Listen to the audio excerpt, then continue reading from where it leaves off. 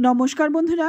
অতিরিক্ত গরমে যখন কিছুই খেতে ভালো লাগে না, অথচ মুখে রুচি থাকে না, সেই সময় বানিয়ে নিতে পারেন এই হালকা পাতলা কুমড়ো সজনে ডাঁটার জল বড়ার রেসিপিটি। খেতে হয় অসাধারণ, আর বানানোর পদ্ধতি তো একদমই সহজ। আশা করছি আপনাদেরও ভীষণ ভালো লাগবে, আর এতটাই টেস্টি হয়, আপনারা যদি একবার বানিয়ে খান বারবার কিন্তু এভাবেই বানাবেন। চলুন তাহলে দেখে নেওয়া যাক। প্রথমে এখানে আমি কয়েকটা সবজি কেটে নিয়েছি কুমড়োটাকে হালকা খোসা ছাড়িয়ে কেটে নিয়েছি সজনে ডাঁটা, আলু আর মিষ্টি আলু। এবার অপর দিকে কড়াইয়ে কিছু গরম জল বসিয়েছি। এবার এই গরম জলটা গরম হতে থাক, ততক্ষণে এখানে দেখুন 4টে কাঁচা লঙ্কা আর 2 ইঞ্চির মতো আদা আমি শিলে একটু বেটে নেব।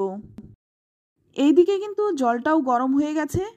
জলটা যখন ফুটে উঠবে তার আগের মুহূর্তে কিন্তু আমি এই আদা আর কাঁচা লঙ্কা বাটাটা দিয়ে দিলাম। এবার এর মধ্যে দিয়ে দেব একদম 1 চিমটে হলুদ। একদম অল্প পরিমাণে হলুদটা দিয়েছি, জাস্ট শুধু একটু চিমটি দিয়ে হলুদটা দেওয়া। তারপর ভালো করে একটু নেড়েচেড়ে মিশিয়ে নিচ্ছি। জলটা যখন ফুটে উঠবে তখন আমি এর মধ্যে দিয়ে দিচ্ছি কেটে রাখা কুমড়ো, আলু আর মিষ্টি আলুটা। এবার এর মধ্যে দিয়ে দিচ্ছি স্বাদ মতো লবণ। লবণটা দিয়ে ভালো করে একটু নেড়েচেড়ে মিশিয়ে নিচ্ছি। জলের পরিমাণটা কিন্তু আমি এখনই বেশি দিয়েছি। এবার একটা ঢাকা দিয়ে 5 মিনিট সেদ্ধ করে নেব। 5 মিনিট পর ঢাকনাটা খুলে নিয়েছি, আর এই সবজিটা কিন্তু 50% মতো সেদ্ধ করে নিয়েছি। তারপরে আমি সজনে ডাঁটাগুলো দিলাম, কারণ সজনে ডাঁটাটা যদি আগে দিই তাহলে কিন্তু গলে একদম মিশে যাবে, সেক্ষেত্রে কিন্তু খেতে ভালো লাগবে না। এবার আবারও কিন্তু ঢেকে 5 মিনিট রেখে দেব। ততক্ষণে এখানে আমি মেন যেই উপকরণটা সেটা কিন্তু রেডি করে নেব। তো এখানে দেখুন আমি নিয়েছি মুগ ডাল, আর এই মুগ ডাল কিন্তু 3-4 ঘন্টা ভিজিয়ে রেখেছিলাম। তারপর একদম জল ঝরিয়ে নিয়েছি। এর মধ্যে কিন্তু একটুকু জল রাখিনি। তারপর ভালো করে মিহি করে আমি শিলে বেটেছি। দেখুন একদম কিন্তু জল ছাড়া বেটেছি, আর এটা কিন্তু জল ছাড়াই বাটতে হবে। এটা যদি পাতলা করে বাটা হয় তাহলে কিন্তু আমাদের রান্নাটা একদম ভালো হবে না। এবার এর মধ্যে দিয়ে দিচ্ছি 1 চামচ আদা আর কাঁচা লঙ্কা বাটা, আর দিয়ে দেব স্বাদ মতো লবণ। আদা কাঁচা লঙ্কা বাটাটা না দিলেও অসুবিধা নেই, যেহেতু ঝোলের মধ্যে দেওয়া আছে তাই এর মধ্যে কিন্তু ঢুকে যাবে। এবার এই ডালটাকে খুব ভালো করে মেখে নিতে হবে। তো দেখুন একদম কিন্তু শক্ত করে বেটেছি, একদমই জল দেওয়া চলবে না। আর এদিকে দেখুন ঢাকনাটা খুলে নিচ্ছি। এখন কিন্তু সমস্ত সবজি খুব ভালো করে সেদ্ধ হয়ে গেছে। তো বন্ধুরা, আমি কিন্তু এখানে মুগ ডাল নিয়েছি, আপনারা চাইলে মটর ডালটাও নিতে পারেন। আর এখানে কিন্তু আমি নিয়েছি আলু, কুমড়ো, সজনে ডাঁটা, মিষ্টি আলু। এইগুলো কিন্তু আমার হাতের কাছে ছিল, তাই আমি নিয়েছি। আপনারা চাইলে কিন্তু আপনাদের পছন্দ মতো সবজি নিতে পারেন। এবার কিন্তু সেই ডাল বাটা থেকে আমি অল্প অল্প করে বড়ার মতো করে ঝোলের মধ্যে দিয়ে দেব। আর এই বড়াগুলো কিন্তু একটু ফাঁকা ফাঁকা করে দিতে হবে। একদম কিন্তু গিজগিজ করে বড়াগুলো ভরে দেবেন না, নইলে কিন্তু এটা একদম ঘন হয়ে যাবে, সেক্ষেত্রে খেতেও বেশি ভালো লাগবে না। একটু ফাঁকা ফাঁকা করে দিতে হবে। আর অবশ্যই কিন্তু গ্যাসের আঁচটা কমিয়ে তারপরে দেবেন।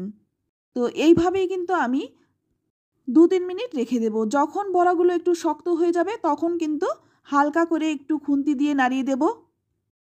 যখন বড়াটা শক্ত হয়ে যাবে তখন কিন্তু নাড়াচাড়া করলেও ভাঙবে না। কাঁচা অবস্থায় একদম নাড়াতে যাবেন না, নইলে কিন্তু বড়াগুলো একদম ঘেটে যাবে। তাই বড়াগুলোকে কিন্তু একটু টাইম দিয়ে শক্ত হতে দিতে হবে। তারপর হালকা করে একটু নেড়েচেড়ে মিশিয়ে নেব। তো আমি কিন্তু এটা অন্য একটা পাত্রের মধ্যে নামিয়ে নিচ্ছি। আপনারা চাইলে অন্য কড়াইয়ের মধ্যেও কিন্তু করতে পারেন। তো অপরদিকে সেই কড়াইটাই আমি ধুয়ে গরম করে নিলাম। তারপর এর মধ্যে দিয়ে দিলাম 1 চামচ সর্ষের তেল। ফোড়নে দিয়ে দিচ্ছি 3-4টে শুকনো লঙ্কা, আর লঙ্কাটাকে আমি প্রথমে ভালো করে ভেজে নিয়ে তারপর দিয়ে দেব 1/2 চামচ কালো জিরে। কালো জিরেটা কিন্তু খুব একটা ভাজবার প্রয়োজন হয় না।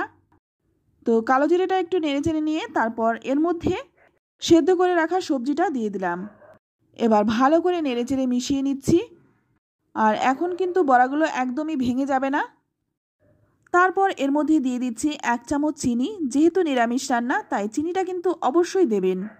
এতে করে স্বাদটা ব্যালেন্স হয় আর খেতেও ভীষণ ভালো হয়। ভালো করে নেড়েচেড়ে একটু মিশিয়ে নিচ্ছি। তারপর 2 মিনিটের মতো একটু ফুটিয়ে নেব। এই গরমে আমরা সকলেই কিন্তু হালকা পাতলা খাবারটাই বেশি পছন্দ করি। আর যদি হয় এই রকম রান্না তাহলে তো ছোট থেকে বড় সবাই আঙুল চেটে খাবে। এবার গ্যাসের আঁচ বন্ধ করে 10 মিনিট স্ট্যান্ডিং টাইম রেখে তারপরে আমি নামিয়ে নিচ্ছি। তো দেখুন বন্ধুরা, দেখতে কতটা সুন্দর হয়েছে, খেতেও ভীষণই টেস্টি হয়। তো আমার মুখের কথাই নয়, আপনারা একবার ট্রাই করুন, তারপর কমেন্টে লিখে জানান খেয়ে আপনাদের কেমন লাগলো।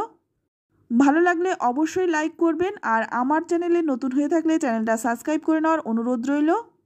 আর এই প্রচণ্ড গরমে শরীরকে সুস্থ থাকতে নিজে খান, পরিবারের সকলকে খাওয়ান। সকলেই ভালো থাকুন, সুস্থ থাকুন। আর রেসিপি ভালো লাগলে আত্মীয় স্বজনের সাথে শেয়ার করতে পারেন। তো আজ এই পর্যন্তই, আবারও দেখা হবে অন্য কোনো নতুন রেসিপিতে। ততক্ষণ সকলেই ভালো থাকবেন, সুস্থ থাকবেন, আর সকলকেই ধন্যবাদ।